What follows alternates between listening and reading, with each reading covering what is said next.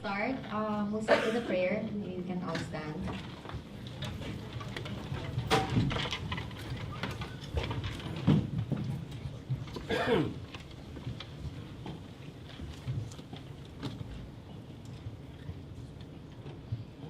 In the name of the Father, and of the Son, and of the Holy Spirit, amen. Heavenly Father, we thank you for today and this opportunity to listen and learn. We place all our burdens and fears upon your feet and ask you to fill us with peace and love. Grant us the grace to grow in hope so that we may share this with our loved ones, especially our children. May we give you glory by being men and women fully alive. Glory be to the Father, and to the Son, and to the Holy Spirit. In the name of the Father, and of the Son, and of the Holy Spirit.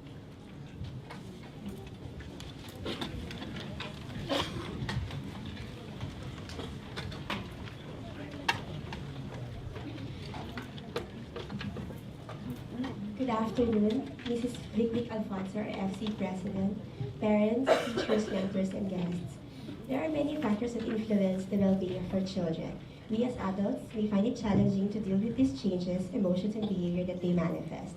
The talk for today is focused on mental health and parenting for resilience that will help us know more about mental health and how we as parents and teachers can guide the children better. Our speaker is a graduate of Bachelor in Science in Psychology from University of the Philippines and a degree of Doctor of Medicine from UERM. He acquired trainings from the Children's Hospital Boston, Harvard Medical School, Development Medicine Center, Yale New Haven Hospital, Kennedy Krieger Institute, and Division of Child Development from Johns Hopkins University, among others. He is an expert in developmental and behavioral pediatrics with more than 25 years of leadership experience and international training in child care relations and advocacy. He is currently the head of the section of Developmental and Behavioral Pediatrics of the Institute of Pediatrics and Child Health of St. Luke's Medical Center in Quezon City and in BGC.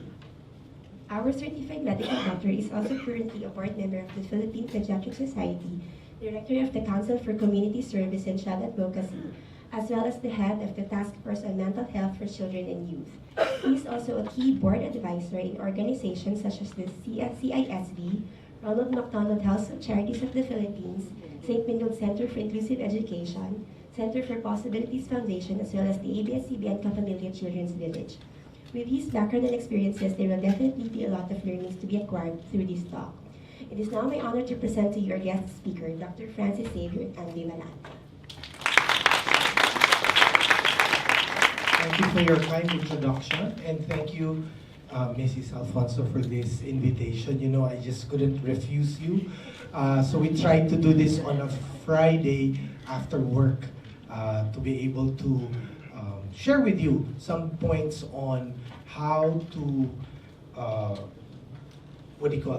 how to make a home and school balance in promoting resilience and well-being. Now, my talk is for parents actually, so I'm not sure.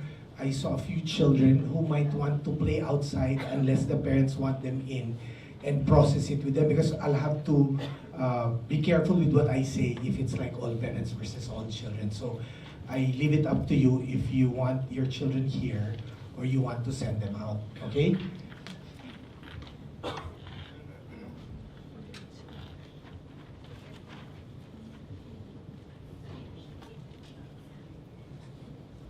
So I'd like to start with a prayer, as you already did.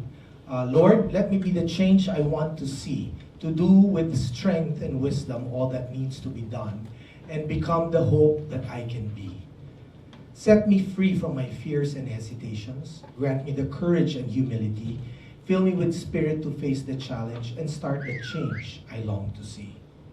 Even if I am not the light, I can be the spark. In faith, service, and communion, let us start the change we want to see, the change that begins in me. So right now, we know that 1 in 5 children have mental illness, and it's about time we talk about it. And it's a pressing need which is global, not just here in the Philippines, but experienced elsewhere. So this will be my outline, and I can give you a copy of my lecture after, so you don't have to take a photo, or if you wish, you take a photo with me in it. So mental health is an essential part of the well-being for children. And we know that mental health is the way children think or feel about themselves and the world around them, which is related to how children will cope with life's challenges and stresses.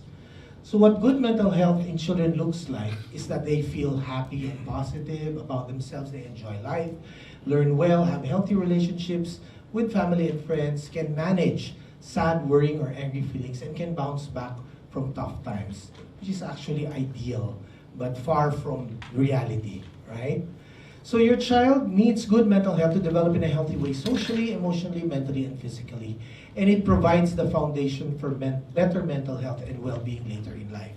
As a pediatrician, we pride ourselves in being preventive rather than curative, as all the other disciplines are. That's our bragging rights with my colleague over here, Dr. De La Peña. And we say that many of the illnesses can be prevented. That's why we're the lowest revenue earner in any hospital, so our budget is very low for pediatrics. Whereas when you're older, kasi you go through all these tests and all. So I believe, and there's also a program now of first 1,000 days, wherein we have to take care of the mother as soon as she gets pregnant, up to 2 years of age. Thereby, hoping that they will be taken care of so we can have less problems when we're adults. So the critical period is birth up to 6 years old. That's why also early intervention has to happen within those years. Let's watch this video. Mind Matters in Minutes. What is mental health? Part 1, a definition. If a student came up to you and said, what is mental health? How would you answer them? Maybe you'd say, it's obviously being mentally healthy, isn't it? To which your student replies, that's a tautology, it doesn't mean anything. And they'd be right. So maybe you'd say mental health is to do with things like schizophrenia, depression, anxiety. But that's a list of disorders. It's not mental health. So maybe you say mental health is being happy. But then happiness is just a mood. Our lives are full of positive experiences that have nothing to do with happiness at all. So what is mental health? Here's one definition from the World Health Organization.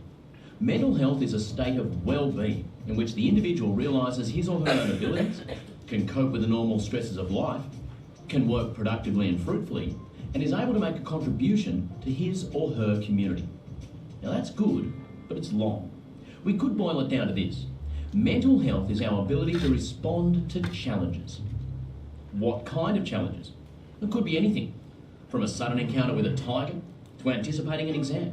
It could be something physical like an illness, something social like bullying or being left out. It could be an all-consuming crush on someone, or a to-do list the size of a shark. It could be arguments with your family or a difficult essay, or the death of a parent, or a long-distance move. The fact is that life rarely goes according to plan. And whenever we are beset by the slings and arrows of outrageous fortune, mental health is our ability to bounce back and stay on course. Now, how do you get this ability? Are you born with it? No. Mental health can change, and the things that tend to shape it are called risk factors and protective factors. Protective factors, such as a sense of self-efficacy, a supportive family, or strong friendships, tend to cushion and support you, making it more likely that you'll maintain a state of positive mental health and stay on track. On the other hand, risk factors such as chronic illness or low socioeconomic status can have the opposite effect, exacerbating the impact of disruptions in your life and making it more likely you'll experience a decline in mental health. The good news is that protective factors can offset risk factors. And even better news is that protective factors introduced in early years can help shape positive mental health across a person's lifespan. So if a student asks you, what is mental health? You can say mental health is a state of mind that allows you to cope with the endlessly inventive challenges life throws at you. And that state of mind can be at any time eroded by risk factors or supported by protective factors. That's a great explanation, and your student will love and respect you for it. But it does raise another important question. If you wanted to improve the mental health of as many people as you possibly could, what do you think would be the best time and place to do that?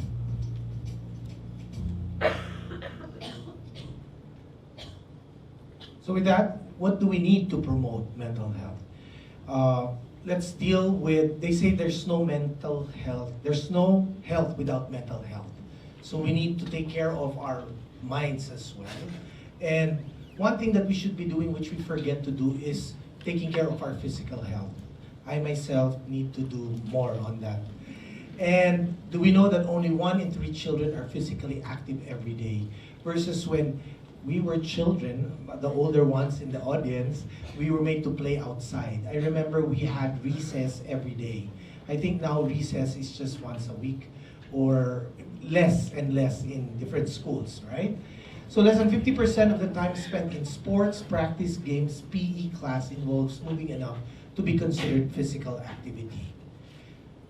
Physical health is a big part of mental health. So physical fitness will help your child stay healthy, have more energy, feel confident, manage stress, and sleep well. In fact, learning a sport before the age of 6 is what many of our Olympic winners did. Okay, they mastered their sports before that age. So which means you can start them young. So some children are so overscheduled with homework, music lessons, and other planned activities that they do not have time for exercise. We know this. We live in Manila, where traffic is so bad, you have to wake up your children early. Many of them are changed or fed inside the car, right? So probably we can devote weekends to think of something, or there are some parents also who will fill every waking hour of this child doing many things. So again, we have to strike a balance. And with that, we also need to have a balanced diet. They say that exercise along with a balanced diet will provide for the foundation of a healthy, active life. This is even more important for children who are obese. So we have to ask your doctor about tools for healthy living today. They say that a balanced plate should include, or the more colorful it is, the better. But how many of us will have rice as like half of that plate? And now there is a whole thinking for this functional medicine, where what you eat is what will affect your health. And if you restrict a few of the things, like the biggest culprit here is sugar, not fat, diba? But I can also, I have to admit that I am such a sweet tooth that I do not even follow the advice of that doctor to remove rice from my diet, which has already found out that I was intolerant to it. So until I'm able to cross that, maybe I can be more, what do you call this, believable. So water, how many of our children drink water? Diba? Many of their baon is with colored juices, right? That's why I tell them no soft drinks, and the parents would say, yeah, they don't take soft drinks, but the parents do. So you have to model that behavior. And it means taking away sugar from their diet. I'm not sure what is served in the canteen here. So again, maybe that's something we have to look into so that we can lessen. They even say that the child below age 2 should not have any sugar. The child below age 2 should not have any exposure to social media, right? So for me, that's the tipping point now. If you want your children to be better, maybe let's start with that, okay? It's the healthiest drink, but none of them drink that much, and the cheapest. So here are the requirements per day. One more thing that's missing. So we did exercise, we did diet. What's something that's missing in many children? The hours of sleep. What time does your child fall asleep? Okay? How many of them ideally get to bed by, let's say, 9 o'clock? Raise your hands. Oh, very good kayo. 8 o'clock? Merong 8 o'clock? Oh, very good. I think all these parents, I don't need to give you this lecture. Why is that so? Because again, they need a good night's rest. Many of them will wake up the next day very tired. Especially, I think, the high school. Di ba this is grade school up to high school? How many are grade school parents? So that's a bigger number. And high school parents? Oh, equal ba? All right. So again, it's always a challenge because the things that we talk about, even with grade school and high schools, are different because the needs are different. The high school students, maybe I would say, some of them would stay up late at night, up to 12, 1, 2, especially the boys, I think, because they'll be playing games online with somebody not from the Philippines, right? So the next day, they're very sleepy, they're inattentive, so the teacher will think he has ADHD, send them off, right? But you didn't know that all that was lacking was the sleep of that child. They say that when you're sleep deprived, that's when you get more angry. So when your husband or wife is sleep deprived, that's when they fight you. Okay, so when your child sleeps well, he's more settled, happy, and ready for school. Good quality sleep helps your child concentrate, and this helps him to be a successful learner. So what are, ideally again, how much sleep does your child need? But this is not, again, being followed, right? Some of them, I get shocked. What time does your child sleep? 11, 12, this is a 5-year-old child. 1, then I said, ba't hindi na lang pumunta na lang siya dun sa, anong tawag mo, yung nagtatrabaho sa gabi?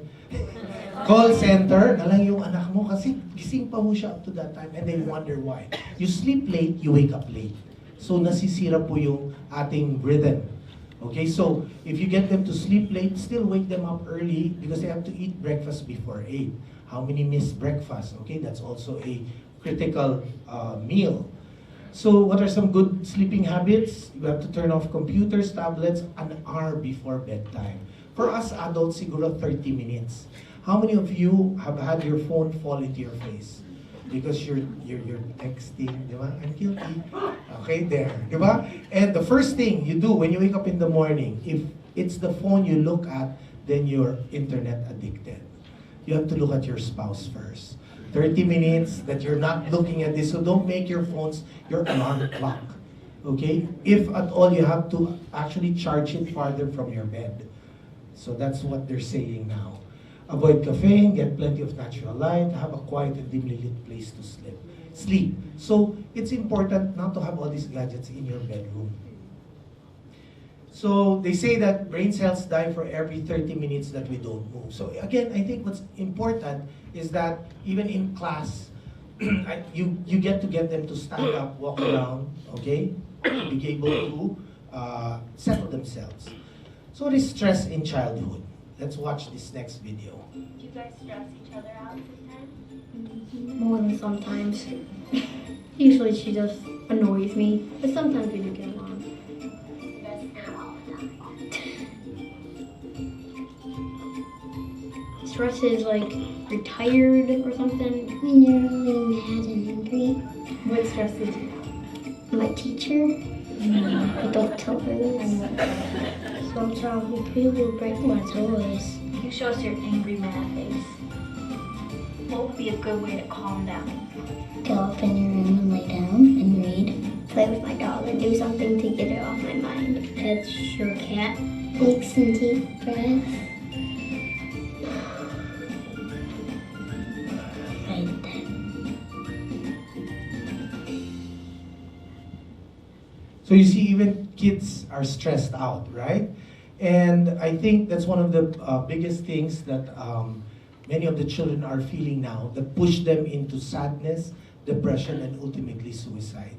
It has been a dilemma that the youngest age of a child who has suicidal ideation is 6 years old.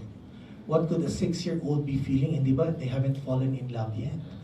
Or if they did, diba, why are they feeling that way? And the youngest child we have on record who actually took his life, last year was 10 years old, this year it was 9.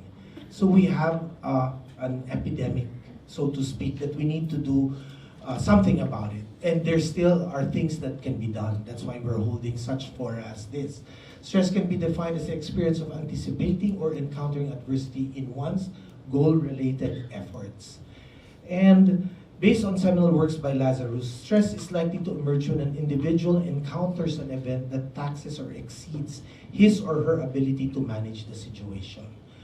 Okay, so what they're saying is that if they're not equipped how to handle this, then this is what further stresses them out. What are the stressors in a child's life? The experts divide this into the following: major life events, chronic strain, chronic illness, and daily stressors. Daily stressors may include anxiety about school, conflicts with teachers, competition with peers or siblings, and lack of parental interest. The last item, which is most pervasive, are the daily stressors, which include all of this. And they say that the top ones that we've identified is either home or school stress. So what we want to do now is not to be part of their stress. Among high school students, okay, these are what they've found out. 17% have attempted suicide at least once, and this was from 2015. It has changed already. And those who have thought of this, a failed suicide attempt means they're going to do it again. So we have to be on the lookout. So what are some daily stressors? Again, personal injury or loss, poor grades, fear of success or failure, fear of medical visits and procedures. How many of you post the grades of your children online? It's actually a stressor for them because you're trying to compete with another child who may have lower grades and feel low self-worth. They can affect the students' grades because 23% have reported that anxiety had impacted them, 15% have said that depression had impacted them, and 32% reported stress had affected them. So we said these are our daily stressors, and toxic stress can lead to changes in brain architecture, maladaptive coping mechanisms leading to chronic disease and mental health issues. Others cite the following sources of stress, which are there, and again there. They complain about classes being too hard. And every time a parent comes to me and complains about the millennials, okay, I tell them, we created them, right? Maybe we gave too much without any limits. You buy them the latest gadgets, right? Why? Because they know how to use it more than we do. I actually had to let the child of my friend over here fix my slide before presenting it, and she really is much younger and can do that. So, a major trigger for mental disorders. In normal amounts, stress is okay, but it will help improve performance, motivation, and adaptation. However, when excessive, they will cause recurrent symptoms. And these symptoms are actually felt. So you don't tell them when they're saying, I feel bad or I have a headache, I don't want to go to school. You don't tell them, you shouldn't have a headache, you have to go to school. Maybe make it unpalatable for them to stay home. Okay, so if you have a headache, you're going to stay home. I want you to clean the bathroom using your toothbrush or something to that effect. Then, okay, I'll just go to school, right? The important thing for all of us is not to react in a knee-jerk way with anything your child will say. A child may say, I want to die already. Why? You shouldn't. I'm giving you everything. What made you say that? Okay, it just takes a little bit more of reframing, restructuring your questions with them, rather than saying, no, you shouldn't feel that way. How many of us were told, you're a boy, you're not supposed to cry? So there are now, what they call this, men who cannot deal with their emotions because they were told early on in life that they shouldn't be doing this. So stress can be manifested by nightmares, reduced appetite, actual muscle pains, and reduced efficiency. Again, the sources would include all of this. There was a study in UB that checked 135 students ages 16 to 24, and findings were 96% reported experiencing an episode of depression, moderate to intense severity. And these were the factors that were cited. 50% felt lack of understanding from family and friends. And another survey by senior high school students on depression, 99 students aged 14 to 20 with an equal distribution among STEM 1-5. These were their indicators. Again, family problems, environment they grew up, loneliness, poor academic performance. I had a 24-year-old boy who came to me, middle child, third of 5 children, who said he has been lonely for 6 years and no one noticed. He finished up the box of tissues in my clinic, and I made sure he had to see a psychiatrist after me because I didn't know how to help him after opening a box of asking him what was this all about, right? So sometimes you'll miss them out, you won't notice, okay? So we need to find out the signs how to pick this up, okay? Also, suicide was the second leading cause of deaths among 15 to 29-year-olds in 2015, and I mentioned to you how it's been going up. So how do we understand stress for children? Next video.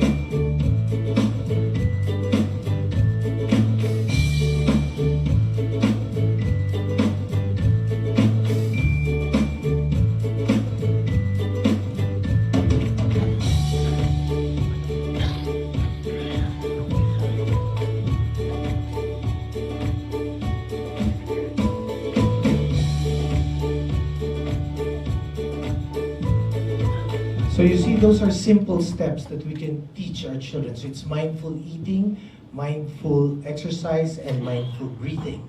Now, how do we talk to children about stress and mental health? If you notice a sudden change in the child's mood or behavior that continues for a few weeks, encourage him to talk with you about what's on his mind and really listen to what he's saying. Listening and showing empathy can comfort the child if something is really bothering him. Try telling the child that you've noticed he seems sad and you want to help. And the child is more likely to talk openly with you about his feelings if you're accepting and won't judge or overreact to what he tells you. One place you can actually talk about these feelings is during dinner time. But how many of us come together? So for me, the recommendation is that there's no phones, no TV while eating, right? For everyone, a 30-minute period where you're just talking about things. And for example, you ask them, how's school? And they'll answer you, good. That's one answer, right? What you can do is tell them, you know what, mom had a bad day a while ago in the office because there was someone who was really difficult to deal with. Was there anyone in your class who was difficult with you today? Or dad can say, I had a great time at the office. A friend of mine remembered me, gave me this. Who was kind to you today? Then it will start the discussion rather than asking them, how's school? Good, the next question. And also, let's not hiya them in the dinner table, especially if they have siblings. Call them aside, talk to them, because the others may not need to know about what was the infraction that your child had done. And many times when they say, tell the child that it's not unusual for them to feel worried, stressed, or sad at times. We panic when they tell you, I'm bored. But then you try to find out many things for them to do. And you have to tell them, it's okay to be bored. Being bored is when you can think of many other things that you can do. Tell the child also that opening about personal thoughts and feelings can be scary, but talking to them about a problem with an adult that he can trust can help make things clearer. Now, this is different between the grade schoolers and high schoolers. Maybe easier for you to draw it out from grade schoolers. High schoolers don't want to talk to you. They're your enemy number one. So you can try to find probably a godfather, godmother, a close aunt to talk to so that, he feels or she would feel more open to that. The key word here is to emphasize that the child isn't alone, that you'll be there wherever and whenever he wants to talk. So don't dismiss this other maybe signs that he wants to open up to you and discuss something. Suggest other people, like I mentioned, and let them know the child that talking even with their pediatricians or other health professional is confidential. That's one thing we tell them when they come to the clinic. In fact, many of those 10 years old and above don't want to be in the clinic together with the young ones getting the vaccines, right? That's why there's now a subspecialty of adolescent medicine where they take care of 10 to 18 years old, okay? Because there are different needs already. Plus, every time we talk to any adolescent, we ask them, do you want to come in before your parents will? Or do you want to talk about your issues together with them? For me, that's already one good sign if the child says, no, my mom and dad can come in. Because it means they can talk freely. Versus one who will say, okay, me first. Okay? And I ask them to come in first because I want to establish that trust first. And would tell him everything will be held in confidence unless it would be detrimental to your health and to your life.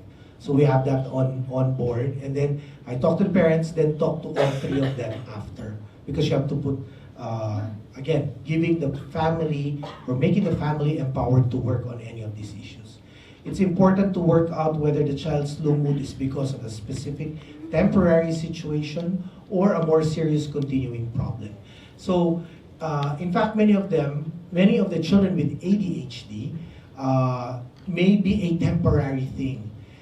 The diagnosis of ADHD is made if it's present both at home and in school for more than 6 months, which is impairing home and school situation.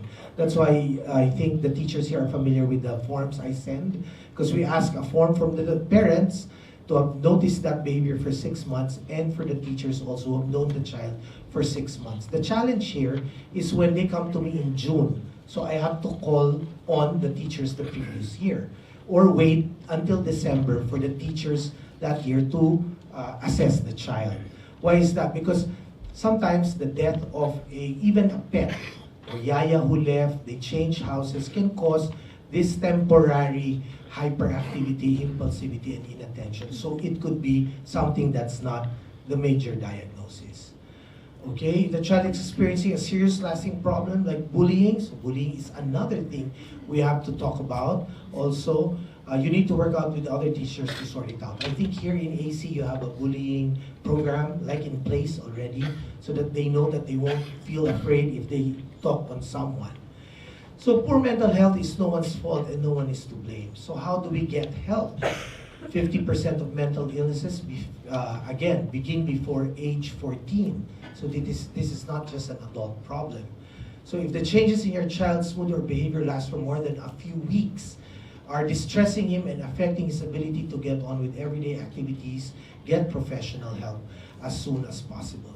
Many of us are afraid or would sweep this under the rug if someone has a problem, when in fact you have to call on different professionals that you can consult.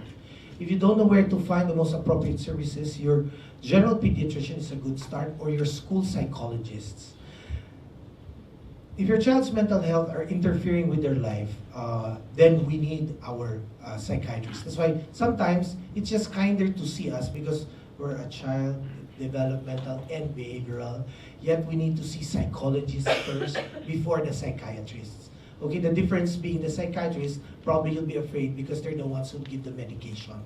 But we just don't give medication anyway. We need to assess whether there's a need, and being on medication for a period of time, hoping to get them off that medication again, is our goal. Okay, not everyone will need medication, some will need, it won't work for a few, and so we need to find that combination. But having an open mind about it is something that we need to do. And supporting your child through mental health difficulties can be hard because you also have to take care of yourself. So how do we do this? Let's promote well-being and resilience. And what is well-being? Student health or student welfare, incorporating interconnected nature of social, relational, mental, physical, material health of children and young people. Stable well-being is when individuals have the psychological resources to meet a particular challenge. And when individuals have more challenges than resources, the seesaw dips along with their well-being and vice versa. So ages 15 to 16-year-olds, they were asked what they think affects or influences their sense of well-being. And this included all of this. In the area of well-being, there is a particular interest in children and young people's mental health. So reducing the effects of significant adversity on young children's healthy development is critical to the progress and prosperity of any society. Now, not all children experience lasting harm as a result of adverse early experiences. Some may demonstrate resilience or an adaptive response to a serious hardship. A better understanding of why some children do well despite early adversity is important because it can help us design policies and programs that help more children reach their fullest potential. So how do we tip the scale towards positive outcomes? Because child development is like a balanced scale with two sides. Experiences that can result in toxic stress, such as repeated or chronic exposure to violence, poverty, maltreatment, pile on the negative side of the scale. However, we're happy that there are positive influences that can help make significant stress tolerable, like supportive relationships. In the Filipinos, we pride ourselves because we have a supportive family system. Maraming nakikialam, diba? There's mother, father-in-law on both sides, ninong, ninang, okay, all hoping to help out. Skill-building opportunities and practice dealing with manageable challenges will tip the scale the other way. So when positive experiences outweigh negative experiences, a child's scale is tipped toward positive outcomes.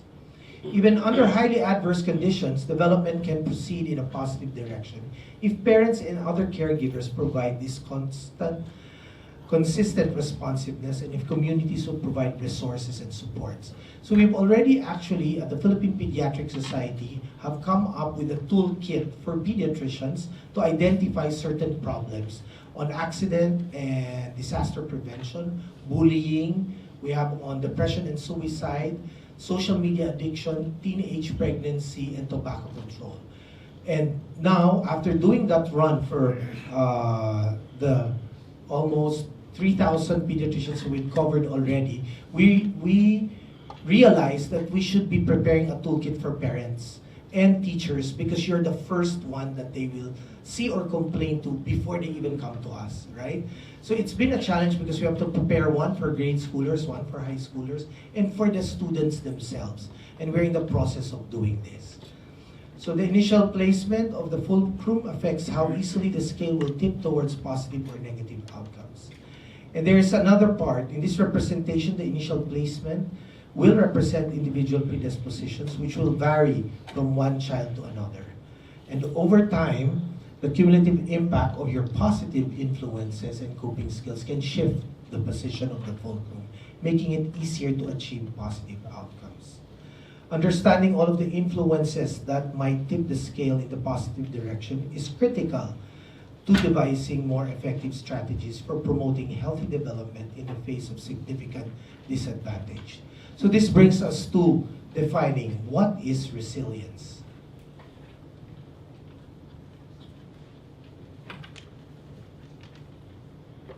Science of resilience can help us find answers.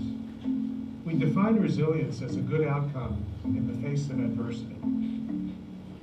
The extent to which we can build capacities in all children early in their lives to be able to deal with whatever bumps in the road or major obstacles may be coming down the track.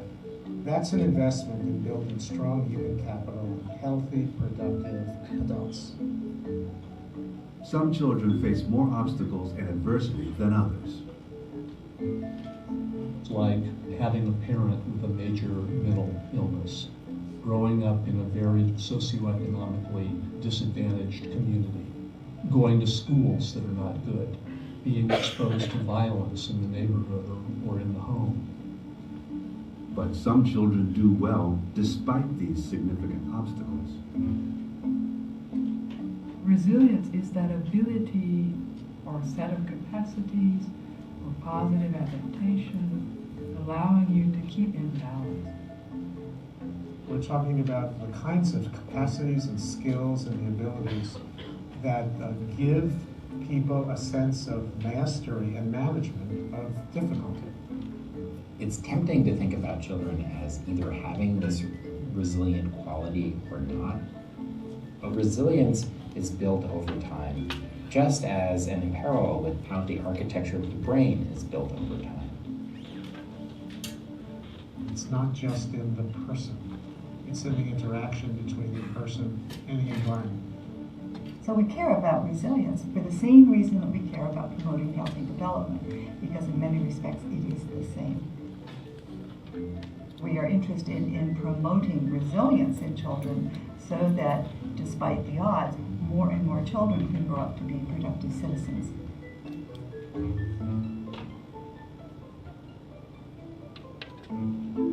So resilience is actually taking control of one's world and is rooted in self-esteem.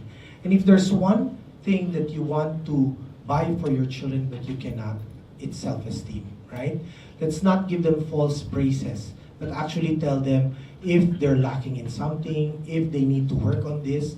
And there's a book that might be quite helpful, The Growth Mindset by Carol Dweck, which tells you that it's important to help out your child or praise him for the effort more than the outcome. There was a study that was made between children in the Bronx. I think they were 4 to 6 years old who were in poverty and didn't know how to read or write, versus the children in Seattle where they were children of the Microsoft babies. And after giving a growth mindset to the children in the Bronx, they performed better than the children from Seattle because they were given the growth mindset of saying, you may not know it yet, but you will know it then. So praising them for those efforts. So these relationships are the active ingredient in building resilience. They will provide personalized responsiveness, scaffolding, and protection that can buffer children from developmental disruption. So it's important that relationships help children develop key capacities, ability to plan, monitor, regulate behavior, adapt to changing circumstances that better enable them to respond to adversity when they face it. When you get mad at children, remember the acronym KISS, keep it short and simple, Okay? There was a father who actually tied his son with ADHD because he was just so wild and berated him for a full hour. And after that hour, he told his son, "So what did you learn?" And the boy said, "You have a gold crown up there, Dad, on the side." So the way you lose them after talking to them nonsense, which is nonsense to them. And like if they're crying, like I said, you allow them to cry and feel the feeling and then talk to them after, because there's no use shouting at them while they are enraged. Remember, again, I think it's more of that reptile brain that they have at that time, where it's a fight or flight thing that they have to defend themselves. But once they settle down, then they'll listen to you. Resilience results from a dynamic interaction between internal predispositions and external experiences. And children who do well in the face of significant hardship will typically show some degree of natural resistance to adversity and strong relationships with the important adults in the family and community. The interaction between biology and environment that builds capacities to cope with adversity and overcome threats to healthy development. So learning to cope with manageable threats in our physical and social well-being is critical for the development of resilience. Because as I mentioned earlier, not all stress is harmful. There are many opportunities for them to learn. Over time, both our bodies and brains will begin to perceive these stressors as increasingly manageable, and we become better able to cope with life's obstacles and hardships, both physically and mentally. Now, some children will respond in more extreme ways to both negative and positive experience. As we mentioned, stresses could be positive stress, tolerable stress, and toxic stress. These highly sensitive individuals show increased vulnerability in stressful circumstances, but respond in exceptionally positive ways within environments that will provide warmth and support. Therefore, programs that effectively provide responsive relationships to children facing serious hardships may see dramatic turnarounds in the way children who seem to be doing the worst. Individuals never completely lose their ability to improve their coping skills, and they often learn how to adapt to new changes. So resilience is shaped throughout life by the accumulation of experiences, both good and bad, and the continuing development of adaptive coping skills connected to those experiences. So our next video will be on how is resilience built.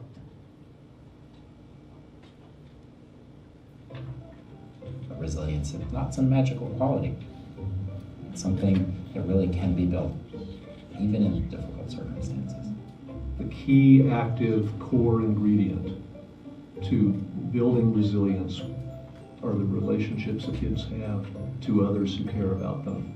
Of course, families play a very important role, but nobody raises children in isolation. We have a huge amount of research to show the powerful impacts of teachers, coaches, other adults in the community with whom children have a chance to develop relationships, who play that critical supportive role of building resilience. As a result of responsive interaction, children build simple skills of coping and adapting. How to stop crying, how to regulate your behavior, being able to defer gratification. You have an adaptive toolkit that allows you at moments of stress or challenge to bring out a number of potential skills that allow you to get through it. As children get older, the sophistication of those skills increases. Being able to monitor situations, solve problems. The way we as a society can nurture the development of resilience is to help communities to pay more attention to building the capabilities of the adults who care for children and provide the supports they need to tip the scales toward more positive life outcomes. And then when communities say, we want to be an active part of crafting the solution, to really understand what's necessary to produce the resilience, that's when the ball gets rolling. Resilience building, capacity building, is really in everyone's interest, and everyone reaps the benefits when we do that well. So you see, I think we're fortunate that here you have a community that will support you and help you through this. So what are some implications for policy and practice? The capabilities that underlie resilience can be strengthened at any age. So we need regular physical exercise, stress reduction practices, as well as programs that actively build executive function. In a child with ADHD, it's like there is a conductor in an orchestra, and he's the one in charge of that executive functioning. For example, all those musical instruments will play well individually, but if there's no conductor that will make that music together, then it breaks out. When we can prevent most forms of severe hardship that young children and parents face, and more common and preventable triggers of toxic stress include the often interrelated threats of poverty, crime, mental illness, substance abuse, discrimination, and community violence. Strategies that build child and adult capacities work best when they are integrated within complementary policies that collectively lower the burden of stress on families. So do you think the future is bleak? It is actually bright because they have identified set of factors that will help children achieve positive outcomes in the face of significant adversity. And this would include providing supported adult-child relationships, scaffolding, learning so the child builds a sense of self-efficacy and control, and helping strengthen adaptive skills and self-regulatory capacities, and using faith and cultural traditions as a foundation for hope and stability. Many of the children we've spoken to who are actually depressed or thinking of suicide, a commonality we found out is that they don't believe in a superior being. So I tell them I'm not espousing any religion, but I think knowing that being in a group can be very helpful to any child or adult for that matter. So how do we raise a resilient children? They are prepared for the challenges of the world. They are able to tackle problems and bounce back from failure and cope with hardships. Resilient children are resilient and they have courage and confidence to reach their fullest potential. So how can we help them develop resiliency? We teach them to replace negative thoughts and more realistic thoughts. We help them learn to control their emotions so their emotions don't control them, and show them how to take positive action. Again, it's important what you do, not what you say. So you can be telling them to do this, but you're not actually doing it. They will not remember that. So what do we need to do? Teach your specific skills, because these skills will help your child learn to behave productively, even when he's faced with temptation, tough circumstances, and difficult setbacks. Allow the child to make mistakes. Teach your child that mistakes are part of the learning process so he doesn't feel ashamed or embarrassed for getting something wrong. Allow for natural consequences when it's safe to do, and talk about how to avoid repeating the same mistake next time. Teach the child how to develop healthy self-talk. It's hard for many kids to feel mentally strong when they're bombarding themselves with put-downs or when they're predicting catastrophic outcomes.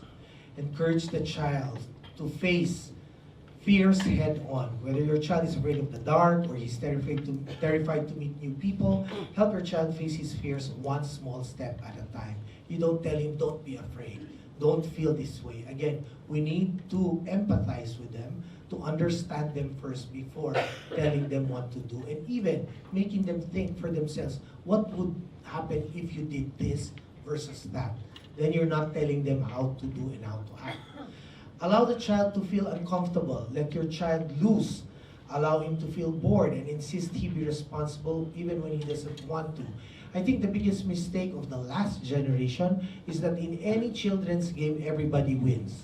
Correct? So they don't know how to lose. They don't know how to feel bad and try again the next time. Now, it's different when you're saying in a classroom where you're giving an award to everybody. That way, I mean, it's different because there you are recognizing the potential of the child in different forms. Like, you're the most artistic probably, or you're best in this, because each child is different, okay? Also, we need to build character. Create opportunities for life lessons that reinforce your values regularly. And something that we have forgotten is to have an attitude of gratitude. Help your child affirm all the good in the world so that even on his worst days, he'll see that he has much to be thankful for. Gratitude can boost your child's mood and encourage proactive problem solving. And one thing that we also need to do is to affirm personal responsibility. Building mental strength involves accepting personal responsibility. Allow for explanations but not excuses. When your child makes a mistake or misbehaves, correct your child if he tries to blame others for how he thinks, feels, or behaves. And teach them how to regulate their emotions. Don't calm down your child when he's angry or cheer him up every time he's sad. Oh, I'll buy you this, right? Teach him how to deal with uncomfortable emotions on his own so he doesn't grow to depend on you to regulate his mood. And like I mentioned earlier, role model mental strength. Make self-improvement and mental strength a priority in your own life and avoid the things mentally strong parents don't do. So our childhood messages would be, you have gifts, you are loved, you are unique, you are valuable, you are safe. Happy brains learn better for the depressed, those with low self-esteem, because again, playing in that toolkit that we launched, the prescription there is for play. We have to bring back play into the lives of children. It could be in sports, music, arts, reading, or theater. So it's a play smart construct, easy to remember. So in ending, I'd like to say that first, we need to connect. Let's talk and listen, be there and feel connected. Let's be active. Let's do what you can, enjoy what you do, and move your mood.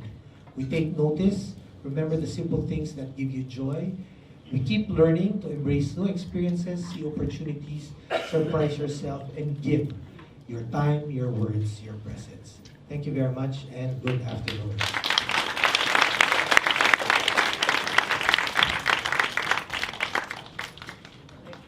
Any questions from the floor?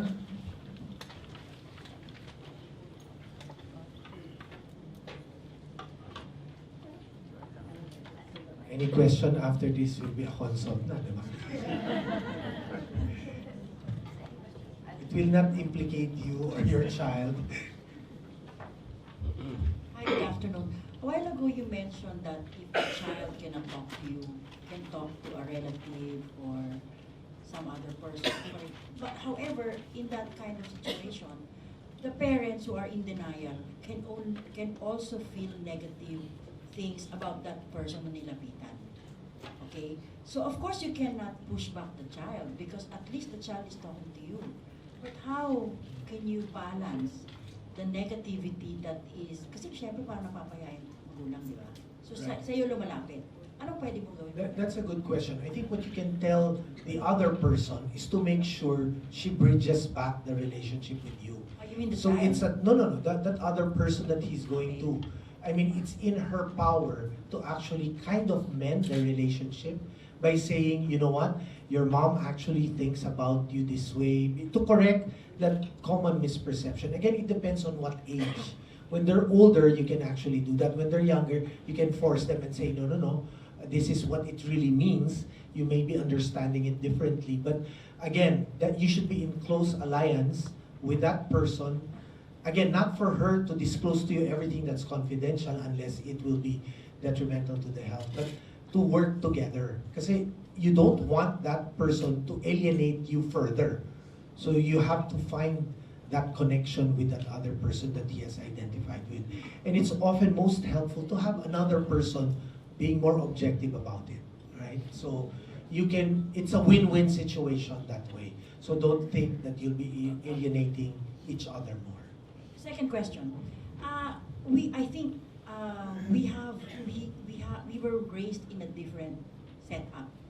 So it always comes out that when you talk to your children, You should never tell them, nasasabi mo nung na, time ko, it was like this because nobody will believe us anymore. Nung time natin, iba yung stress ng parents natin sa atin. Nung time natin, it was unthinkable to hang out with our parents, di ba? Nung time natin, 50 seemed to be so old. Now we're in that age, di ba?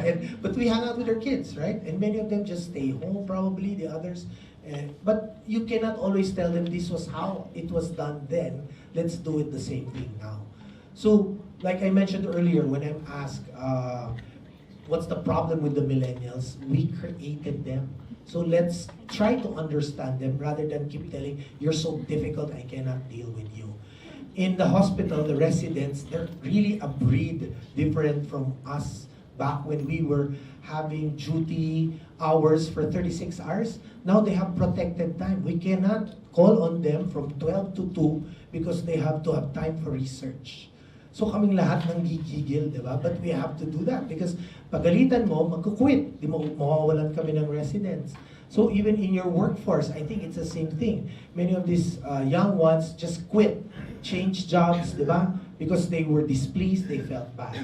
So let's figure out to understand their language, just like same with your children. We have to understand where it's coming from. When they're mad, there must be an underlying need that needs to be met. It's not just out of anger. So empathizing with them, trying to move a step back to understand the situation rather than reacting, no, you're being disrespectful. You go to your room, take away gadget for 1 week, or 1 month. It might not solve it because you don't know what that child is going through. Many others cannot contain themselves. So, they tend to hit, they tend to shout, and all of this. So you need to find out, why are you doing that? You know that we do not do that. So why do you think, what's getting you angry? So you ask them. Okay, they may not tell you right off, but then knowing that you're someone they can talk to will solve things.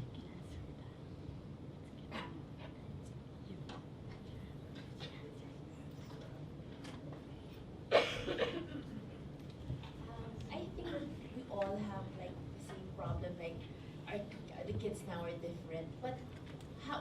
What are the signs? How would you know that you need professional help? Like you need, like a psychologist or a counselor? There is no manual for parenting. I tell that to many of my patients. But you have a gut feel.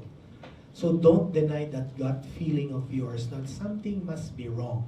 Because every time you put it off, it will escalate to problems you will not be able to fix later. So it's okay to overread than not to. Diba? To be sent to a professional and say there's really nothing wrong. Rather than it's too late. And we need to save lives. Diba? Every day, I think we know of people who have lost their children, adults as well. And it's becoming scary. Kasi it's someone in your circle already. It's closing in on us, and we need to do something. That's why even the screening test that we gave out, we couldn't give it to everyone, because what if we're able to identify 100? What will we do with those 100 kids? We have to figure out what to do with them, have the support of like the counselors, the teachers, okay, like even in the schools when they ask, so that they have someone to turn to or talk to, okay, because it's yesterday was World Mental Health Day, and I think today is timingly is the World Day for Girls. So it's appropriate to be here in AC today. There's a reason for all of this. Okay, and they say that one person commits suicide every 40 seconds. Diba? So nakakatakot po. It's really an epidemic of sorts. You don't know who it will hit. Sometimes wala nang ang problem, pero yun pa yung who will actually take their lives. So when you feel that there's something wrong, you better bring it up even with a friend before a professional, right? Para lang you can discuss options and what to do. That's why it's important to have this, I think this group, the parents group, auxiliary group. Many of the support groups for the children with special needs whom I deal with are moved forward because of their parent support group. So this one is yes.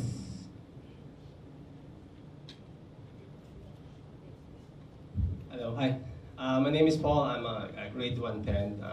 Thank you, by the way, for a wonderful presentation. Thank you. I just have a quick question about teenage depression, because it's a very highly popular topic nowadays, and then it's becoming a problem in all over the country, including Assumption, and not too long ago we had a student expressing suicidal ideation, and a huge background about myself. I used to render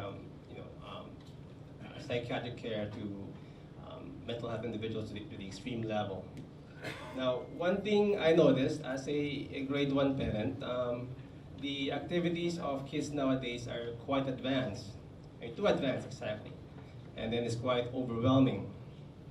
Now, not too long ago, I encountered a teenager, and I kid you not, that teenager talks like a 30-year-old, or pretty much has a mindset of a 30-year-old. So the kids nowadays, the millennium or the internet age, their behavior or their activities are very much too advanced, and they have so many information. Now, knowing, having knowledge about how these kids function, do you believe that the advancement in information, having overwhelming information at a very young age, they are also prone to receive problems of the older generation? For example, if a teenager thinks like a 30-year-old, he or she may also absorb problems of a 30-year-old.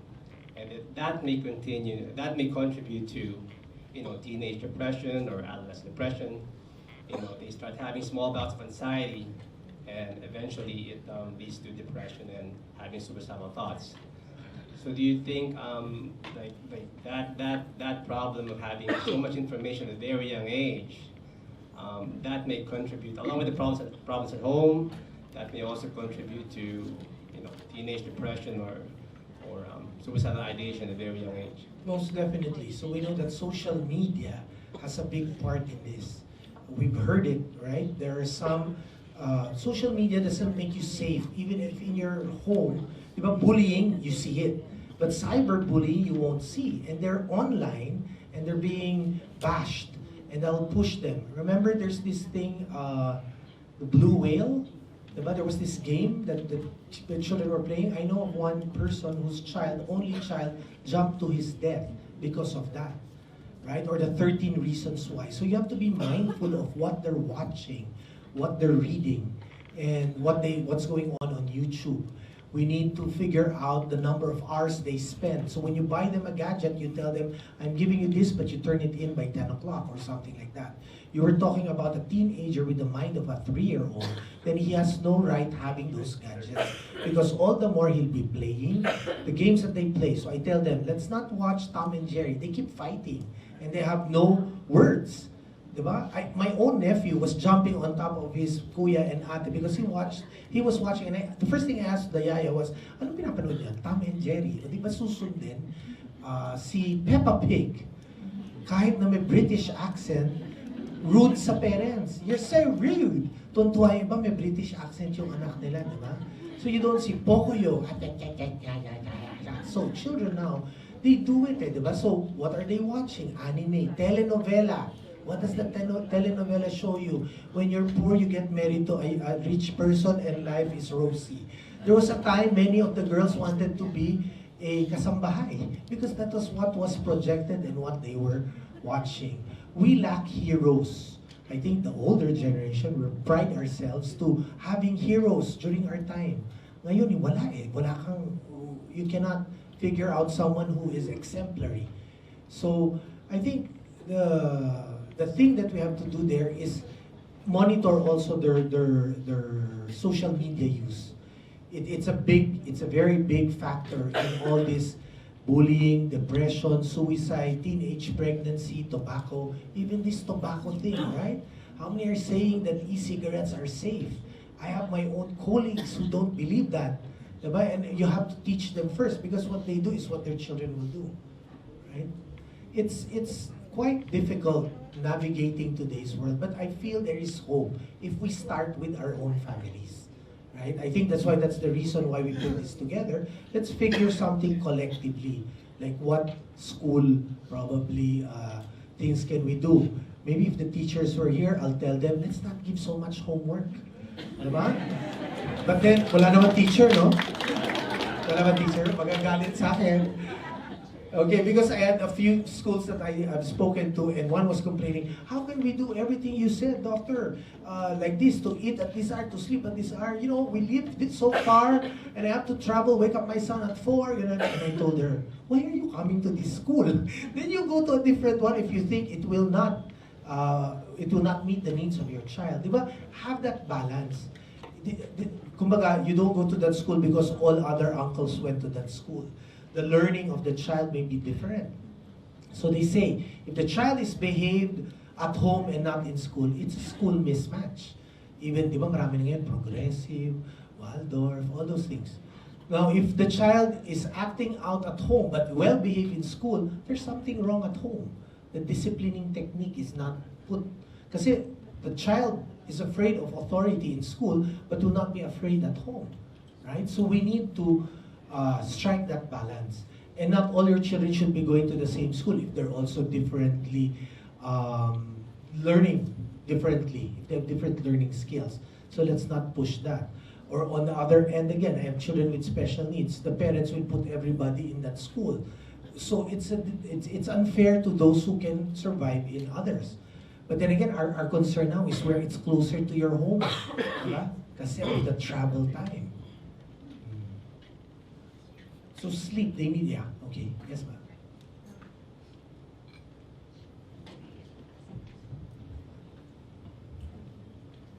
I just have a comment regarding when you mentioned you have to monitor the social media use of your kids. I have a 14-year-old now, so she's in high school. A few years ago, around I think 3 years ago, when the Netflix series na 13 Reasons Why came out, it was ever since kasi my kids, I really monitor what they watch. And they can't watch Netflix a series without us knowing because the account is linked to our account. So, tama-tama, she asked me one time, we were just home, she asked me, Mom, can we watch 13 Reasons Why? That's her deal eh. She wants to watch, I'll watch it with her. Because during the time, she's like, mga 11, 12 years old lang siya. So, sabi ko, okay, I've seen the advertising in Facebook, but I didn't know what it was about. And then she's telling me, because everybody in school has watched it already. So sabi ko, okay. First episode pa lang, medyo nagulat ako because the theme was so dark. And it was about suicide. And I could just imagine 11-year-old, 12-year-old, 13-year-old kids who were unsupervised watching that. So it came to the point na, so I decided to watch it with her. So I go, hindi ko stinafte. I wanted to see what it was. And she was with me. Siguro after the third episode, she wanted to sleep na. So we were supposed to go marathon magma-marathon, mag-Netflix marathon sana kami. But she fell asleep. Si Mami rin pala no, weekend. So I decided to finish it. And then, that's 13 episodes, no? Grabe talaga. Parang the theme was so, parang me as an adult, as a mom, when I watched the whole series, I was like, oh my gosh, how can kids be watching this? The themes are about rape, about, in high school, for kids who are 11 or 12-year-olds. Highly impressionable. Yeah. So what did you do after watching it? I talked to her about it. I think that's the more important thing. Like you said, you were very responsible to have watched it with her. Many of us don't have time, the luxury to sit and watch. None of us will sit down next to our child for more than 2 minutes, even when they're on their computer. And they have a way of escaping before you even check. So, right, what you did was right, to talk to her about it, because again, it needs to be processed, and to ask them what they thought about it before you give your thoughts. She Right? did finish it na eh. During that time, Was she the one who bailed out or said, Mom, let's not watch it? I told her, Andy, I don't think it's for your age. Psycho, you saw the first 3 episodes, it gets darker. So, when you want to watch it, you can watch it with me. But really, it's, Very even disturbing. I am disturbed. And sobrang talaga akong naano nung time na yun, during a family gathering. We usually have our family gatherings every Sunday. I talked to all the pamangkins and I asked them, have you seen 13 Reasons Why? And most of them have on their own. So parang ako, and these are, yan, hanggang 16 years old. So sabi ko, so the parents, we had to process how they felt about it because parang, that was a time also that, you know, my daughter would say, you know, I have a friend who's thinking of committing like that at 12. So it was really something na, yun na nga eh, the impressions that they get from the things that they watch and from siguro social media. That's really Like I mentioned earlier, for those who didn't come early enough, the youngest age we have of suicidal ideation in the Philippines is 6 years old. And one who carried out suicide is 9 years old. So you can imagine how big a problem we have. We have to work on our own families to find out, because there are some, they're excelling, but all of a sudden they're the ones who will take their lives, right? You don't know why. But there must be a deeply rooted thing, and something just broke the camel's back for them to do that. Okay. Yes? I said, we cannot keep on shielding them. Yes. They've got to know the facts of life. Exactly. For me, I would rather that they know what is really happening in this world, or how life is, and then show them how to be. How to deal with it. Yeah. Yes. In fact, a common misconception is that if you talk about it, they're going to do it. That's really wrong. The more you talk about it, the more they'll be open about it. And like you mentioned earlier, the key is resilience. Kulang ng grit yung mga bata ngayon, di ba? Wala silang lakas ng loob. Because they're all parang cerebral. Yes, sir. Actually po, I was about to ask that kasi one thing that struck me dun sa what you were saying earlier was that yung mga millennials these days, and I notice it also in my business. You know, I hired young people. They don't seem to have the desire to excel. So kami ng wife ko actually, medyo we started late eh. Medyo matanda na kami nagkaanak. So Kala ko millennial ka. Hindi. Medyo old school ho kami. To the point that in our house kasi we banned all of the social media, YouTube. They have no access. Wow. They have no How old are they? gadgets. How old are I they? have a son po that's around 12 years old. He's in grade 7 now in Ateneo. And then my daughter is here, grade 1. So actually, medyo ano lang po kasi napapansin namin kasi is that these days, unlike before, many things are formulaic. We're trying to learn how to be good parents like everybody else. And we have all of these pamphlets and, you know, guidances. But I remember clearly a time we weren't parented this way. Mas physical nung araw, di ba? I was the most spanked in my family. Ayun, so lumilipad tsinelas ng tatay ko. Opo, actually I'm getting to my question no? Kasi ako mismo, I am conflicted on how to handle situations. I do not want my children to grow up without desire, as I see in so many children these days.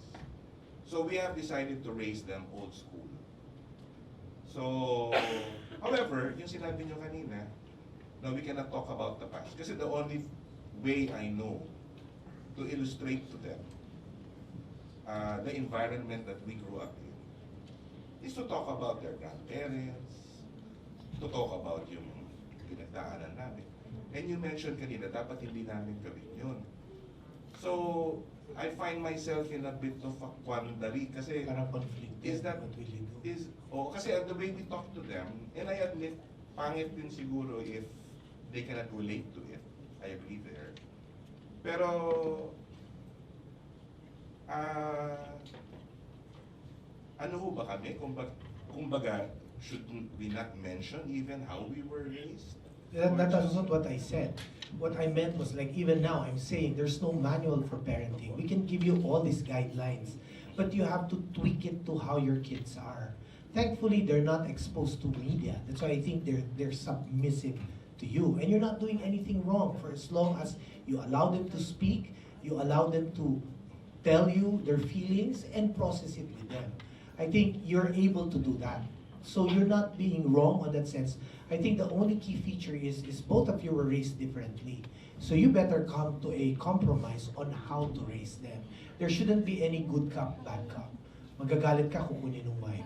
Diba? Yung those things. Or pagkapalo mo, pinalo mo, yayakapin mo ulit, I'm sorry, Daddy didn't mean this. It just sends wrong signals to the child. So pinalo mo, mag-usap tayo mamaya, at pag pinalo mo, I feel you cannot use your hand. Because once you hit them, they'll hit you back. Okay? I would personally, and it's not said in the books, you'll still believe in that. But you need to give a warning. One more time, you're gonna get it. And you do it because you have to be real with your threat. An empty threat will make a child, no, he's not gonna do it anyway. When we were children, di ba tinakot tayo sa Bombay or police? Di ba yung parang gano'n, takot na takot ka? Sasakay sa motor. Di ba? So parang, that was parang kind of stupid thing then. But like you said, whatever works for you, no one is telling you what to do. We're all trying to learn this because your child will always behave differently. So it's a good thing that they're following you, and there's nothing wrong with that. Again, it's something you decide on as a couple.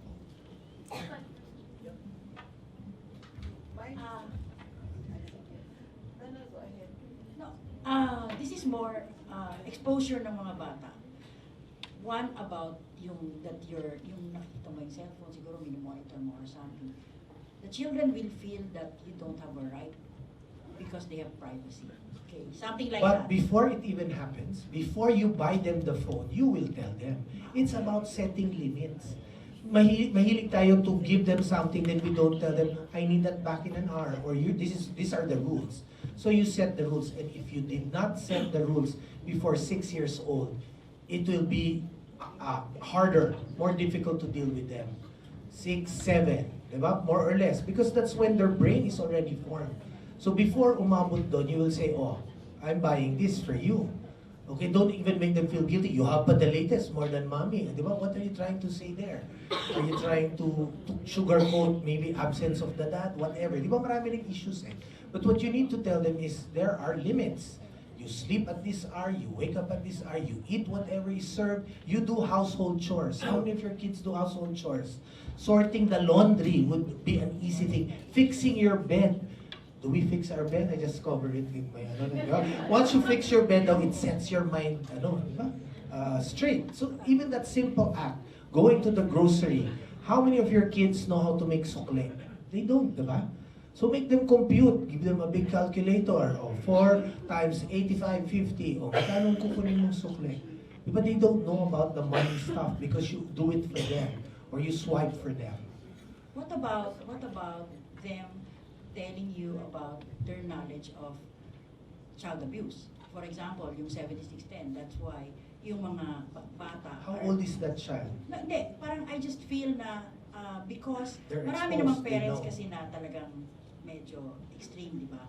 But sometimes, even teachers, I feel, natatakot din gawin yung estudyante kasi baka sila i-demanda ng mga magulang. Yes, we're actually walking on eggs now with them, right? You do this is going to happen. Same even in the hospital. We cannot, in the States, I just found out from a foreign speaker, they can't even ask the resident questions in the operating field because it might make them feel bad and stupid. So even they are complaining about it. How has it come to this already, right? And we have to learn from our mistakes. So important thing there is, again, to discuss with them. Why are you asking this? Allow them to question you and answer them because sometimes all they want is an answer from you. Case in point, a 5-year-old boy comes to the mom and says, Mom, how was I made? Freak out yung mom. Go ask your dad. Si dad naman, the sperm and the egg, kwento na lahat. At the end of that conversation, the 5-year-old boy says, my shirt says made in China, so where was I made? That was all he wanted to ask, diba? So you have to ask them, why are you asking before you react? Ikaw, tatanungin ka ng RA whatever na hindi ko naman kabisado, di ba? What made you ask that, anak? Kasi it could be a very benign question that you blew out of proportion. Okay? And like I said, it's not easy. Your role as parents, And the teachers here are very difficult nowadays, but you committed to that. And I think one thing also, the question there earlier, the younger people now don't have a sense of purpose. Hindi nila alam anong meaning ng life nila, di ba? So they do all these things. Well, one thing I failed to mention, girls will try to slash themselves because they feel numb. They just want to feel alive. So they have no intent of killing themselves. The men, sila yung mas immediate. They'll shoot themselves, jump, kasi gusto na nila over and done with. Okay? So, there are many, in younger kids, it's pink flag signs, and in older kids, red flag signs for this. Like, di ba, yung showing non-interest in things, dating happy, tas hindi na. Then, you have to figure this out. And you will not know it if you don't know your child well enough. Right? So, every chance you have to eat together, for me, that eating is critical. Kahit sabihin nila, if dad's away, di ba? Once a week is all I'll ask for. 30 minutes unprotected, protected time that you will talk as a family. Many of them will make you play with their gadgets the whole weekend. That's the time when mommy and dad are home, di ba? So why would you make them play with their gadgets on a weekend? Give them 15 minutes each day. But you'll tell them, 15 minutes lang after you read, after you write, di ba? There are conditions. Then always tell them consequences. You do this, then this will happen. They will figure out, will I do it? Diba? Like I said, you don't want to go to school, then this is what you're going to do at home. They'll think otherwise and follow you without you having to tell them, you do this because I said so, which was how we were raised. And how we were raised were pretty much how they were raised by our grandparents. So we cannot blame them, but we have to fix this generational curse, so to speak, diba? And figure it out together as a couple, as a family. For example, all your policies also are different with the cousins and all. Magkakagulo. So, whatever rules you have at home should be the rules in the in-laws both ways. Then it becomes easier. I have a question. Okay. I might be putting it very, like, in a simple way. Like, I know, like, my kids have a regular schedule when I'll bring them to the dentist. Okay. Can't there be a regular schedule when I bring them to a mental health professional? Of course, and I think that will be better. Diba? And we have to equip. The recommendation. Yeah, like even your counselors. Let's have more counselors. You know what? We're even thinking we should have occupational therapists in schools. We need to bring back play into their lives. Okay, I just attended a certification course for developmental play, and the Caroline Same, who's from UK, who's conducting this in 3 parts, and maybe I'll suggest that she comes here to you, was so shocked when she found out that we give exams to children age 4 or 5. Tama ba? Akala niya, sobra na daw ang Singapore, 12 years old nagbibigay ng exam. So she was so shocked that we have to do that. Diba? Right now, they learn anatomy at 6 years old. Hirap na nga ako nung ako. Doktor. Diba?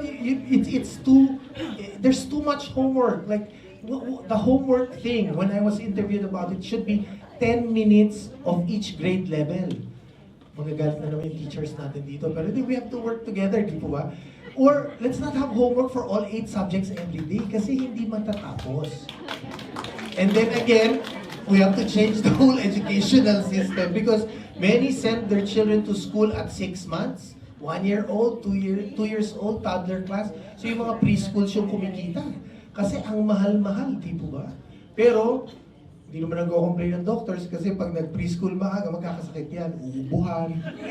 You know, the biggest day we have patients is on a Monday because they all went to a children's party no weekend. Okay? So, also, let's not be so clean. Allow them to crawl, to get dirty on their feet. Lagi nyo hand sanitizer. Yung hand sanitizer na hindi na safe. Okay? You need to be dirty. Sabi nga nung isang pulmonologist sa States noon, eat dirt so that, you know, you'll be, of course, not to that extent. But again, those are the things that we can do. So bringing back play into the lives of children, even adults, okay? Their sense of balance. Many of the children don't have a sense of balance. Bakit? Kasi laging carpeted. Hindi sila nag-walk barefoot.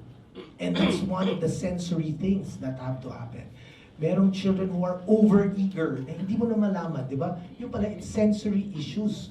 So you have to figure out the reason for the behavior before passing it off as being defiant, as being unruly, di ba? Being difficult, parang pinanganak para pahirapan ng buhay mo, di ba? Something like that. Yes? Mine is not a question, it's a comment. Doctor. It's like, for me, in life, we are not just trying to, my voice anyway is loud. We cannot just make our kids book smart. Yes, They've true. got to be street smart. Yes. And just as you said, developing your sensory Skills, yes. You don't let them keep on walking on rugs and etc. So with life, we cannot sanitize them so much that they are not exposed to what's happening in the world. But you've got to be there to explain. Exactly. And you've got to know how to channel it to the right, So you just don't do but this. You cannot just say, ay, huwag mo malaman ito. Actually, I'm a grandmother. I feed my granddaughter. I don't sanitize her by, ay, huwag mo tignan. How old's your granddaughter? She's now 15. You feed her? 15. You feed her? Oh, no. I feed her with... Okay. I thought she was feeding. How nag-freak out? I feed her. Oh, okay. I feed her with facts of life. Yes. You were saying, I was smiling when you said, wow, they teach kids anatomy at age 6. And I was telling Angel here, don't we teach our babies, like, where's your nose? Where's your eyes? Well, the anatomy na agad yun. Exactly. But then iba to treat it with all the bones and all these things, it's not right anymore. Iba yung body parts po simple. Book smart and street smart. It's important. You go farther when you have higher IQ than EQ than IQ. But we all know that for a fact. Yes. I just want to revisit Mrs. Chang's question. I just want to revisit Mrs. Chan's question. She asked about, she compared the mental health visit to a dental visit, and I think that's brilliant. I never thought about that before. At what age would you say would be a good first visit to a mental health, doctor? Like 8, 10? I mean, it depends on the age when they ask for it. Like it's the same question you ask, when do you tell a child that they're adopted? When do you tell a child that these are the facts of life? It's before they ask, but sometimes that's tricky. But when they ask, I think that's when. Can I see? Because I remember 2 years ago, there were so many famous people killing themselves. So it was in for girls to feel, I feel like I'm going to take my life. Diba? And you shouldn't have, none of them should have dismissed that, but actually said, yeah, you talk about it with someone, I'll send you to someone. Because it was like the in thing. And it could have prevented many things if they were sent. So I cannot tell you a specific age, when to. It's just like, every time I'm asked, when is a child supposed to go to school? It's when is the school ready for the child? 2 years old, you're talking, you're doing this, you're bored, you go to school. But if at 4 or 5, you're still playing and you don't know how to write, it's okay, basta before 6, you learn it. Many of the children are taught how to, but 2 years old, you hold your pencil this way. 3 years old, it's easy, 3 tripod grasp. 2-year-olds are made to write by their teachers, which is so wrong because developmentally, they're not even adept in doing that. Many of those who are gifted or who are able to read, understand of that are nahuhuli sa writing, and it's okay. I'd rather have bad handwriting with correct or wrong spelling with correct answers than good handwriting pero wrong yung answers. Diba? So again, receptive language is more important than expressive. How they understand more than how they talk would be a better indicator of intelligence. So on that note, I think that's a good suggestion to have a regular mental health visit because now we really don't have resources to handle all these children. So even in the school, it can start in the school. Your guidance counselors, diba? A 10-minute, 15-minute thing because the teacher is overburdened with work, and to hire more counselors, life coaches, all these things that will be available for them so they won't feel they have no one to turn to. Because it's a feeling of helplessness and we have to provide them hope. And I think that's what we're doing now, coming together, probably getting a policy from the parents group of how we can better help children. That's why we gave you the handout Maybe something you can that will come up with. Because I said I didn't want to tell you about all these facts and do nothing. So here's a starting point for us to do. Will this be available? Yeah, I'll make it available. Thank you. Yes, sir. Yes, just to follow up earlier on my question. So yun na nga, no? So you mentioned that a 6-year-old may be studying anatomy. So a 12-year-old may be studying something else earlier. So most medical professionals argue that it is not age appropriate, right? It's not age appropriate. So of course, there's a dilemma behind it because we want our daughters to be smart. We want them to be geniuses. So you push them hard, but yet to the point sometimes the activities are not age appropriate, meaning at a human age, they won't be able to do that activity simply because it's not at the proper age. So having said that, they might also encounter problems that is not age appropriate. So how would you solve it? How would you find a solution? Would you provide solutions based on a non-age appropriate solution to that problem, or should you handle it at that age? I think I lost you. Only because the main thing to do is to ask them why they're asking such questions and don't offer them solutions right away. Each child will be different. Someone may be too smart for you, too smart for us as parents. Why does he know all of this, right? So you always ask them, what made you ask that question? How can I help you deal with this? Then you're setting the tone of not getting mad at them for asking such a question. By being on their side and saying, how will I help you go through this? Parang options, give them options. What will happen if you do this? What will happen if you do that? Then he will find a way to figure out on his own rather than you telling him what to do. Because at the end of the day, no child, none of us want to be told what to do. Diba? Even at my age, my 90-year-old mother tells me what to do, to pray every day. Diba? But you know, again, it's something that you have to figure out for your own child.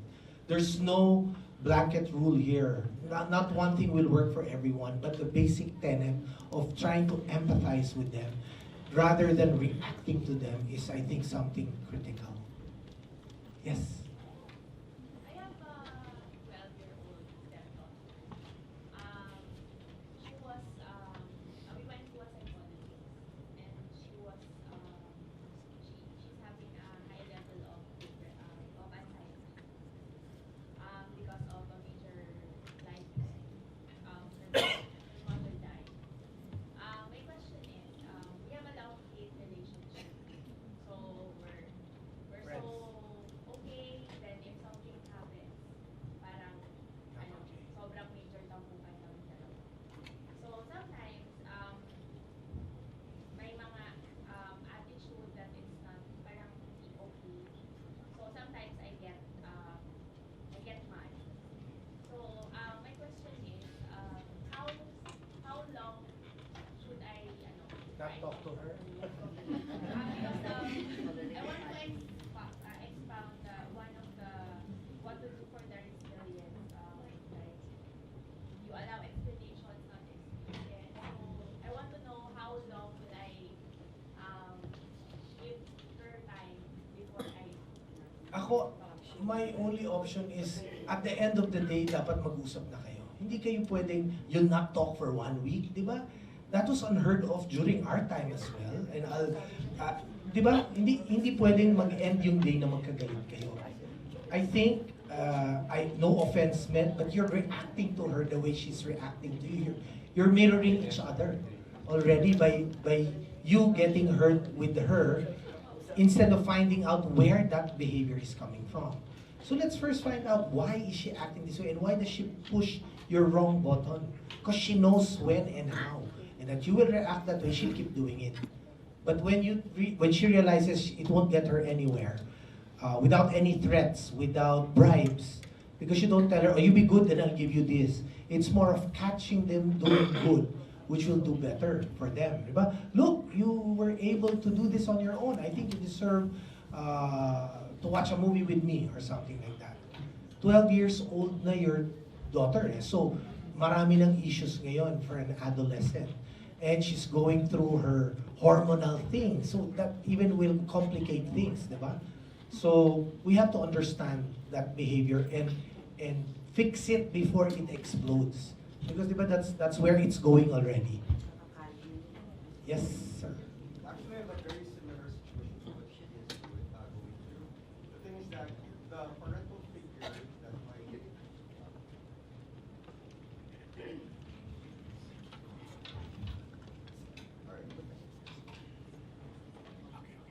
Right. So, Doc, I had a very similar situation as she's dealing with. I have a 16-year-old actually, but she's my niece. Her parental figure is actually my mother, which is in a bad situation right now. She's dealing with it a little bit not so well. So the question is, from a reference point of what we were saying earlier, if you haven't set the rules at 6 or 7, how do you transfer the authority to someone else? Is that possible? Sa Facebook, it's complicated yung kanila, di ba? There's no one right answer for that because again, you have to figure out, like you said, the parental figure is you, but your mom is also acting out. So, I mean, acting as also a... Let me... Parang there's two of you eh. Yes, Okay. and she's the grandmother. And you have to follow her, di ba? At some points, yes, but you know, she's also old and I also need to correct her at times. So we act as somewhat of a parental unit. However, it's unconventional. There's always a fresh take to whichever idea is brought to the table. I think it's best to have family counseling. Kasi again, it's authority issues. I mean, you and mother. No, actually, mother and that. it's not a contest. What I'm asking for is advice because I usually refer to what my mother will do with my niece. But do you agree with that? At times, yes, and if there needs to be correction, then I put in a word, an opinion, maybe to course correct, but I don't intervene directly. I think you shouldn't negate each other in front of the child. That'll be the No, best we thing. don't. Okay, so that might be helpful, but I may not have the answers to that in a 5-minute thing. So it's better to get family kasi everybody. I won't mince words anymore. My mom is dying, and she's the parental figure that my niece is looking at, and I'm not sure how long my mom will stay alive, and I want to know how to be the parental figure. Okay, so there it is, di ba? We found out now that this is the dilemma you have. So, on a personal note, probably, of course, I'll make my mom happy. But telling her and explaining to her probably how to deal with death. Death and dying, di ba? Mawawala. So, by the time she goes, I'll be in charge and this will be my rules. Whether you like it or not, I'm taking care of you. Something like that, right? Kasi complicated nga yung case mo. Yes, and she's like 16 years old, Of almost course, an so adult. she will be so- defiant and will resent that. And she should be allowed, quote unquote, but to feel all this within the 6 months from the time your mom passes on. She'll be more defiant to you, so you will have to be more understanding of that without tolerating the things that are not. Parang have your rules. These are my set rules. Okay, and you can come to a compromise. So here's what we have to do, and this is what you get if you do this. This is the consequence. It's more of like telling her what will happen. What about more time spent with her? More time spent with a child, not with the mom, huh? Okay. Pareho, di ba? Well, that's true, but she goes out a lot now. I mean, she's popular with her friends. She's doing really well in school for the past couple of years. She's doing really well, but this particular issue has been affecting her a lot. So I think talking about it will be the first step. How are you feeling? What do you feel about this? Diba? Then that could get her talking and you being able to address the immediate issues at hand. Okay? There's no right or wrong way. I think sometimes you also have to follow your gut feel. You know your niece better than anyone. So you can kind of find out what to do for her to get a certain response. All right, thank you. I hope that was helpful. It was. Thank you. Maybe we'll have last two questions. Just one at the back.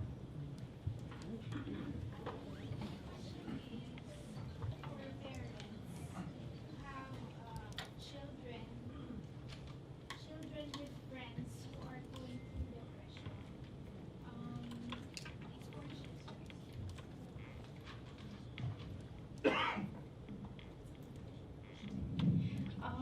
It's fortunate that my daughter talks to me about these things and tells me that her friend is going through depression and talks to her about her problems as well as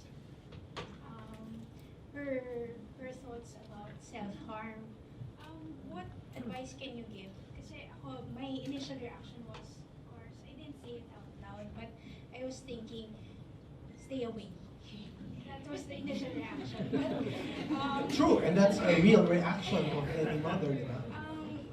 But of course, I didn't want her to think that not to help out, because of course what we want to teach them is help those who are in need. What I told her is tell her also to reach out to professionals, talk to her parents, encourage her to do that. But is there anything else that we can do? Also to help process your child. Now, what will happen if you do this? Again, it goes back to that. What do you think will happen, or like ilan sila sa group? Because I think they're all going to be affected by it. Just like there was one boy who jumped to his death, and when they were processing this whole thing, a child of a colleague said, "Mom, it's okay because that boy is in a better place." And for me, that was a red flag sign, right? So in the same way, the questions of your child has to be addressed. What to do, diba? Parang would need your guidance and would need professional help. Talking to someone, again, is the first thing. You empathize first. Rather than buti nga, you didn't say what you felt, stay away, because that would be not helpful to either one. But you just need to process things more. So talking to a professional would be helpful. Last one.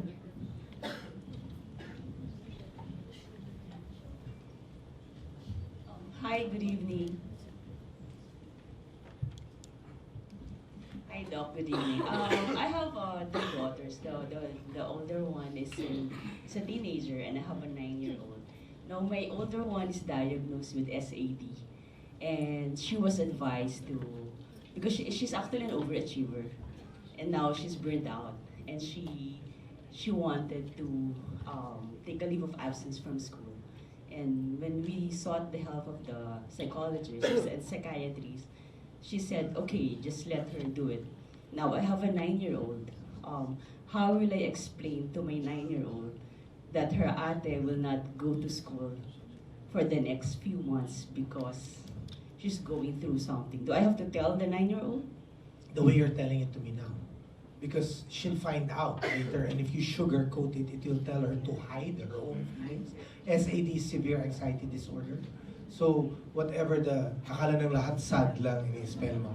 Okay, to go through it, and because she needs help to think things over.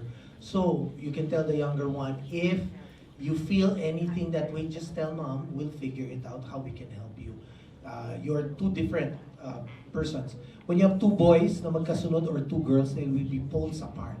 North Pole and South Pole. So you can't treat them the same way. Diba? One will be outgoing, one is not. Baliktad yan always pag magkasunod na birth order.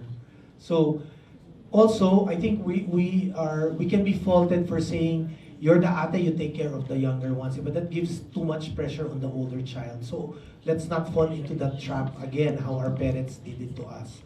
So explaining to her, especially, maybe, like I said, it's tricky. Eh? Do you wait for her to ask you, or you will be the one to tell her? And I think you know naman when. There are some subtle signs she will show na, why will someone be allowed not to go to school and I will be? Or why are you asking that? Do you want the same treatment, so to speak? Diba? Are you going through anything? Is anything bothering you? Something like that. Yeah, I'm just afraid that eventually she might, ate said going to school. Can I not go to school also? Yeah, and then you say, why? So if you're not going to school, what will you do? Because ate has to rest, ate has to do this, but how about you? Parang you will ask her what she will do if she stays home. Because it's not about just staying home. Parang someone's sick, then you will stay home, thus you can play all day. I choose to stay at home, di ba? Then go to school. But if you make it unpalatable for her, then she will not even ask you that question. And yet, you have to process what the ate's going through, para she knows.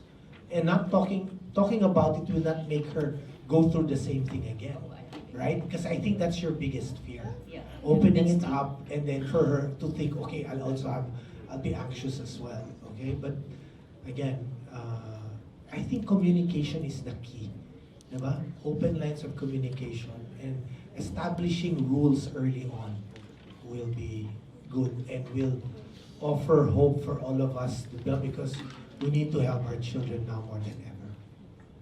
Okay? Thank you. Yes, thank you very much. Very good evening. I'll actually ask the last question. I know some parents here actually were asking, how can they best consult with you, or what resources would you, specific resources would you like, maybe you could share or point out to us, like where to get help? Okay, I don't mean to advertise, but I work in St. Luke's Global and Quezon City. But would you believe the wait for my appointment is now until March or April because of the volume. We're only 61 developmental pediatricians nationwide. There are only 25 adolescent medicine specialists. There are only 61 child psychiatrists. Psychologists, there's about how many? We don't know the number, okay? But again, so you see it's limited, so we can only do so much. That's why I said, and I think that's a good thing, to have the regular mental health checkup with your general pediatricians, because we already equip them with what to ask. And yes, you can still contact me, Global City or Quezon City. Then I'll try to come up with a list of, what do you call these, hotlines, or whatever resources I have for psychiatrists, child psychiatrists, adolescent medicine specialists. Let's have it available for you so you can call, right? All right, so now we know you're so busy, but we're so grateful that you spent your Friday night with us. And also thank you to all the parents.